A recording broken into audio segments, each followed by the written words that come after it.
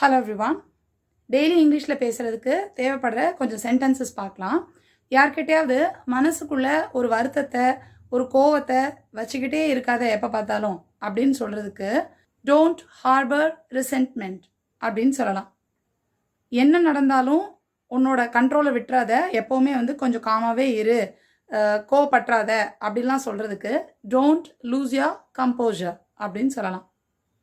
ஏதாவது ஒரு விஷயம் எமோஷ்னலாக நம்மளை ரொம்ப பாதிச்சுது, அந்த நேரம் நம்மளோட அந்த எமோஷன்ஸ் ரொம்ப அதிகமாகச்சு அப்படின்னு சொல்கிறதுக்கு ஐ ஃபீல் ஓவர்வெல்ம்ட் அப்படின்னு சொல்லலாம். அவளுக்கு அழுக வெடிச்சிட்டு வந்துருச்சு அப்படின்னு சொல்லல, கண்ட்ரோல் பண்ண முடியாமல் அழ ஆரம்பிச்சிட்டா அப்படின்னு சொல்கிறதுக்கு ஷீ பர்ஸ்ட் இன்டு டியர்ஸ் அப்படின்னு சொல்லலாம். மனசார உன்னோட நன்றியை தெரிவிச்சுக்கோ அப்படின்னு சொல்கிறதுக்கு ஷோ யோர் ஹார்ட்ஃபெல்ட் கிராட்டிடியூட் அப்படின்னு சொல்லலாம். இங்கிலீஷில் நீங்களும் ஃப்ளூவெண்ட்டாக பேசுகிறதுக்கு இங்கிலீஷ் ஃப்ளூயன்சி ட்ரைனிங்கில் ஜாயின் பண்ணலாம். அதை பற்றின டீட்டெயில்ஸ்க்கு இந்த நம்பருக்கு வாட்ஸ்அப் பண்ணுங்கள்.